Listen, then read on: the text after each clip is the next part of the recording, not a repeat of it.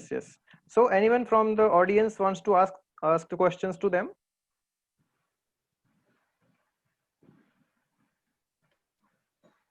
Then we will start with our questions. First, we will invite our audience. Can speak. You can raise hand and you can speak. No problem. Anyone?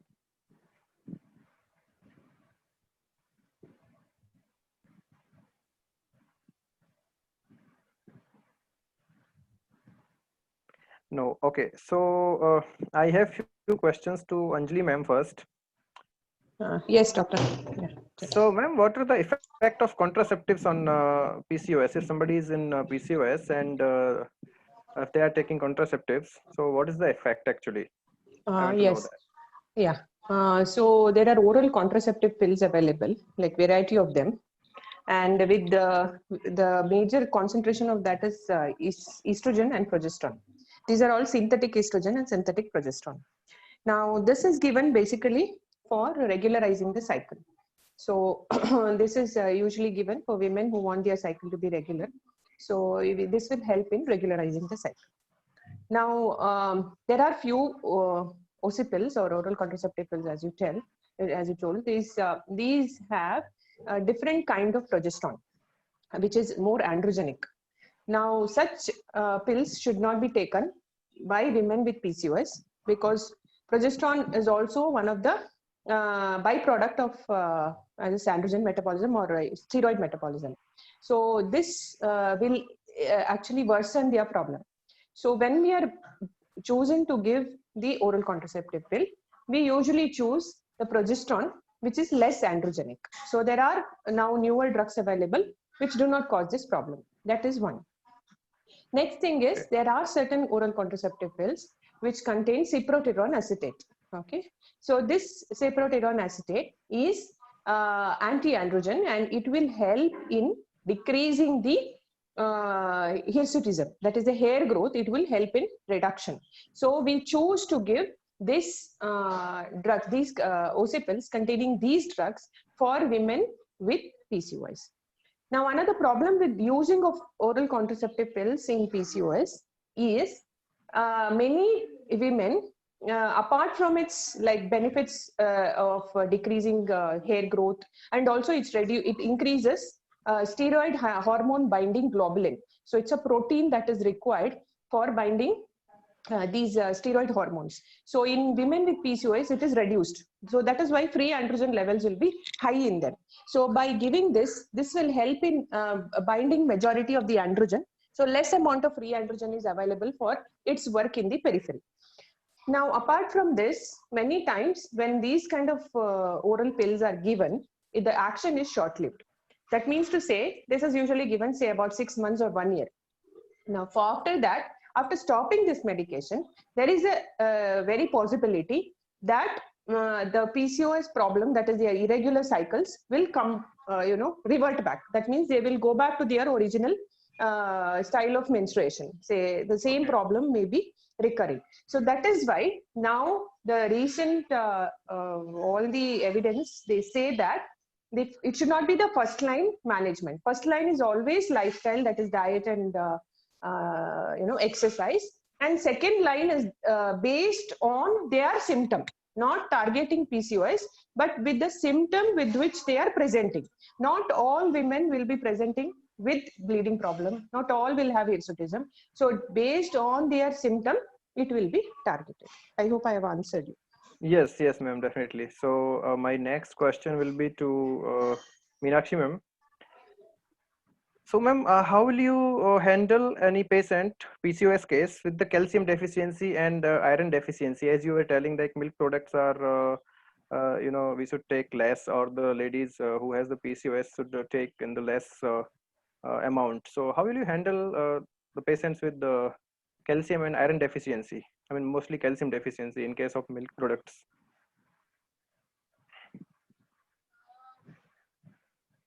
When we are looking at women in general, and most of these are young women, as it is, we are recommending at least 3 servings of dairy foods for them. So one question I think that generally a lot of people have is related to the purity of milk that they are consuming. So in that case, sometimes what we tell them is they can have instead of milk directly, they can have as milk products. So if they have that doubt, so instead of that, they can have in the form of curd or buttermilk and all. So one of the best ways to get calcium is to come from milk. When it comes to iron and also for calcium, there are a lot of millets that we are recommending. And also when we say whole grains, when we are having along with the outer husk, that is where the minerals are present. So when it comes to our simple ragi, when it comes to our simple drumstick leaves and other leaves that we are recommending, all of them are good sources of both calcium as well as iron. Another advantage of consuming the green leafy vegetables, specifically like drumstick leaves or any greens. When I say drumstick leaf, what I'm trying to say is we don't have to go and buy the expensive greens. Whatever is locally available, the darker the color, the better is the concentration of micronutrients. Yes. And also along with that, drumstick leaves specifically also have a good amount of vitamin C. Now, all those who are nutrition background kids will understand that vitamin C is important for the absorption of iron that we are consuming. So when they are consuming millets and when they are consuming a combination of the green leafy vegetables and also calcium, if it is not coming from milk, because we understand some people don't like milk and milk products, especially a lot of adolescents nowadays are not going in for direct milk products. So in that case, we have a variety coming from the millets, the whole grains, as well as the greens that we are consuming will be able to meet that requirement. But if they are coming with deficiency per se, if they do not have a deficiency, we can go by a balanced combination of diets. But if they are coming with a deficiency, in that case, we may have to look at not for calcium, but for iron. We may have to look to give in the form of a supplement for a short while, because the quantity of iron that is needed and the bioavailability is something we will take care of in the initial part. Once the levels are stabilized, then we can bring them back to a normal balance. Then supplement after a while may not be required. Especially in adolescence, risk of iron deficiency.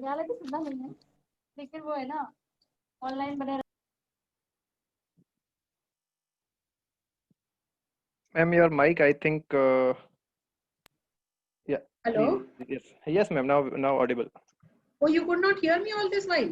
No, I could hear you, but someone was speaking in between. Someone was speaking Oh, in okay. between. No, That's so why. that's what I was saying. In case, because adolescents have the risk of iron deficiency and also their need for iron and calcium at that age is higher. But it's not something that we have to give them a supplement, but if there is a risk, specifically for iron, for a short while, we may have to resort to a supplement. Yeah, okay. Yes, thank you. So my next question is to Anjali ma'am again. Ma'am, what is pill-induced PCOS or inflammatory PCOS? If you can just give a glance on that. I don't know what is pill-induced or inflammatory PCOS.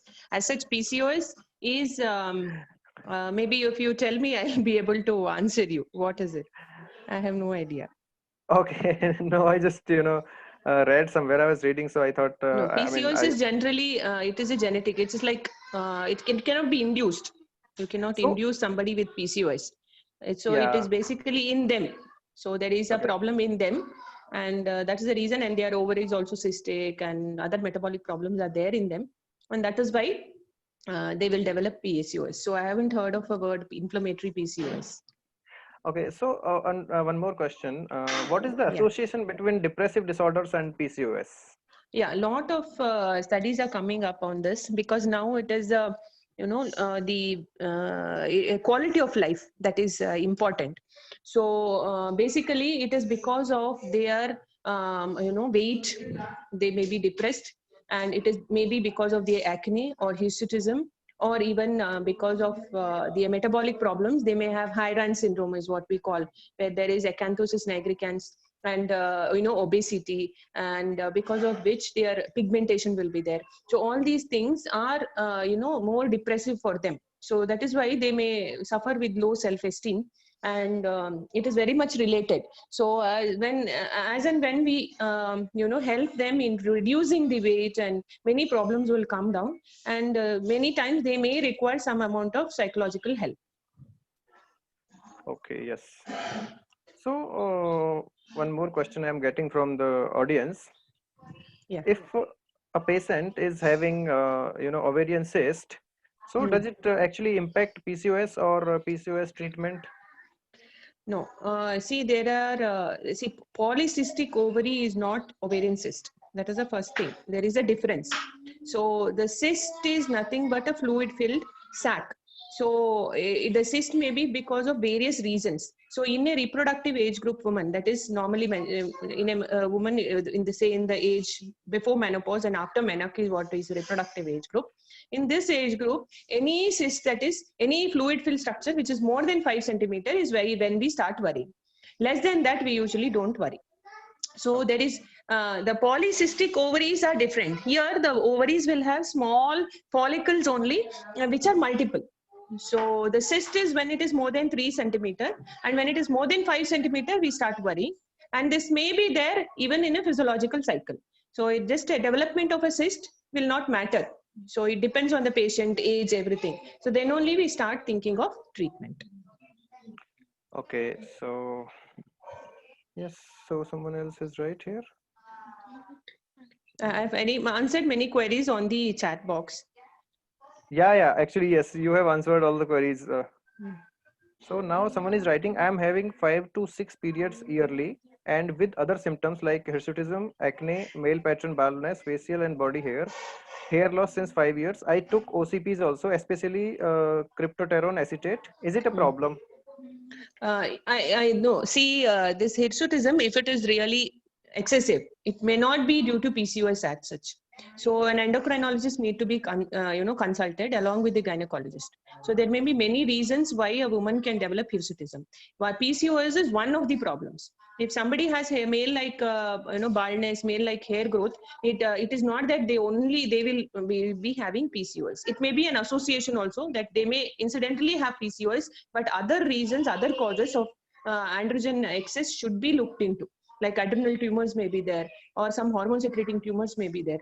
So it is very important that the endocrinologist is consulted for this, or a gynecologist may even help in referring these patients.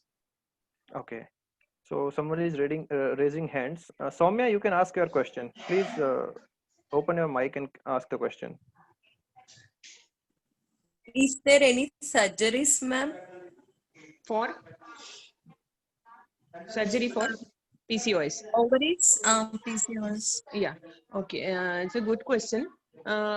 Usually, when PCO women, I told you it is targeted on the symptom. It is not targeted on the PCOS as such. So when women come with infertility, they are not ovulating, and we try all our methods, including the medications we have given for ovulation induction, and it is not happening. Many people are resistant to the ovulation induction drugs. So in that situation, we go for a laparoscopic surgery, which is called ovarian drilling. But even then, even with ovarian drilling, it is not that they should get. We usually think it as a last resort, because any surgery will have its own implications, its own complications. So we don't jump and go ahead with the surgery for patients. We think a lot before we decide on laparoscopic ovarian drilling, wherein holes are made in the ovary through laparoscope. It's a small through keyhole.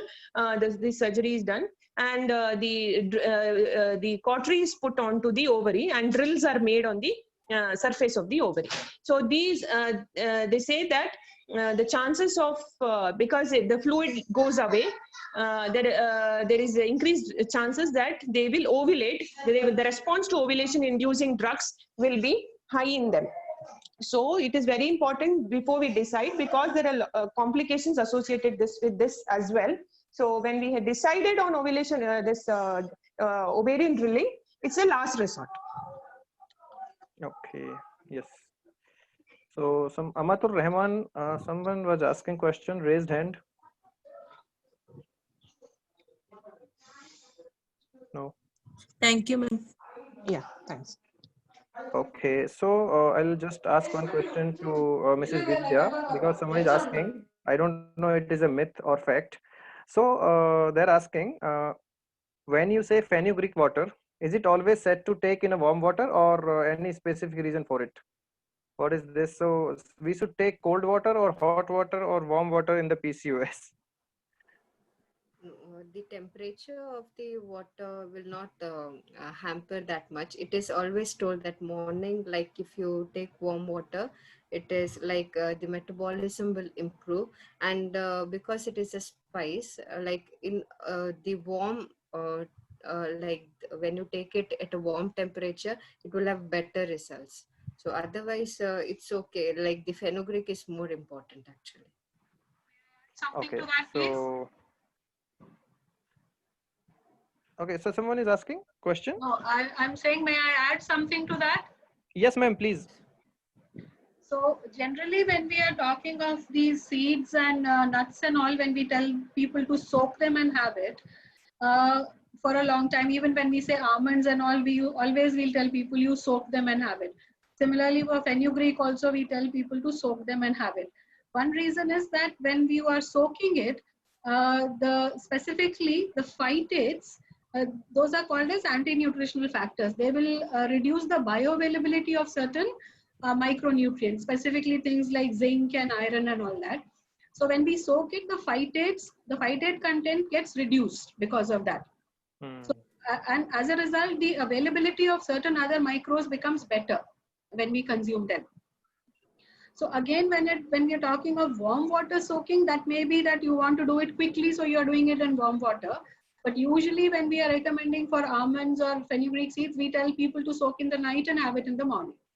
So that is one reason why we are telling people to soak it, to improve the digestibility and bioavailability of some of the nutrients, specifically the micronutrients. Okay. Yes, thank you, ma'am. So we will just wind up the session. We will ask all of you to give one take-home messages, and we'll just then wind up. So, ma'am, we'll start with you only. All right. Okay. Take-home message, specifically talking of PCOS and in general, if you think about whatever we have been saying, can I give two messages instead of one? Sure, definitely. All right. So one is generally talking of maintaining a traditional diet. A traditional balanced diet is what we have to maintain. Moderation is the key, making sure that you don't go excess of anything so that you can't keep it sustained for a very long time. The choices that you are making, local, healthy, seasonal, indigenous foods is what is coming back. And you know what we say, go back to eat like the birds and the bees. So that is what we are recommending now. Reduce your processed foods and things like that. And I'm very happy that you had a combination of professionals today. So my second message to everybody is to work interprofessionally. Because specifically when it comes to these lifestyle disorders and metabolic disorders, as we are hearing, we know there is a link, there is a connect. And when we work in silos, we may miss out. And the patient will also be repeating the same thing to different people again and again. Whereas if we work together and we make a plan, I think the outcome will be much better. Much better. True. That's my plan. Yes, thank you, ma'am. So I'll go to Anjali, ma'am. Ma'am, your take-home message, please. Yeah, I think Meenakshi's ma'am spoke very well, and I totally agree with her. It was a wonderful, presentation of her. And the message is not to worry regarding PCOS. Don't worry so much. But then definitely, you have to maintain a very strict routine if you're diagnosed with, and as such for everybody, better to have a good routine and have a lifestyle with the combination of exercise and a healthy diet. So what is important is healthy diet. And I too agree with ma'am that going for traditional diet is definitely going to be beneficial. And also think of long term. It is not the short term that is important. It is not just now that is important. And definitely think of long term. Because now if we if the youth, this is actually the youth population that we are talking to, and it is very important they remain healthy and now, so that later on their life is also they are quite healthy. And I think maintaining from now on a healthy lifestyle will definitely help them tackle many problems in their future. Thank you so much for the, for this CME, what you have arranged, and with the wonderful speakers. Thank you so much. And I think there is a query in the chat box. I'll just answer it. Somebody has PCO in the ultrasound, and but on metformin. So Yes, they're asking yes, about metformin. yeah. So metformin is a chosen drug for, of course, for PCOS, but not for everybody we give metformin. It is only when they don't, they want to, they are resistant for ovulation-inducing drugs. That is the time we choose for metformin. And if at all they are giving metformin for other than infertility, if they have metabolic disorders. So if they have diabetes or hypercholesterolemia or some kind of obesity and some problems with respect to metabolic disorders, metformin is chosen. And metformin will also help in reducing weight. So it is not only sensitizes and the insulin, but also helps in reducing weight. That is why metformin is given. If somebody is not responded for metformin, definitely they need to consult the doctor and regarding the further changes that needs to be made. Thank you Yes. so much. Okay. Thank you. So I'll go to Mrs. Vidya for her take-home message. Yeah. My message would be that uh, there are a lot of myths about diet and like what nutrition to be taken, and like people are ideally following a lot of fat diets. So that is something they should think, like as Anjali ma'am and Meenakshi ma'am have already told, that long-term adherence, like you, whatever diet you incorporate, it has to be sustainable. You have to live with it. Otherwise, it will not have a permanent effect. So actually traditional food or just a slight modification to your diet will help you in reducing or maintaining your diet. Your portion sizes are very important, and also water is a integral part of diet, and it will help a lot in reducing your weight if you have adequate water. And lifestyle, as it is, we know that there are so many lifestyle disorders, so you have to pay attention to your health, to your lifestyle, for a better future. That's it. Okay. Thank you. So I'll call upon Chaitra for the vote of thanks, and then we'll just wind up. Okay. Thank you, everyone.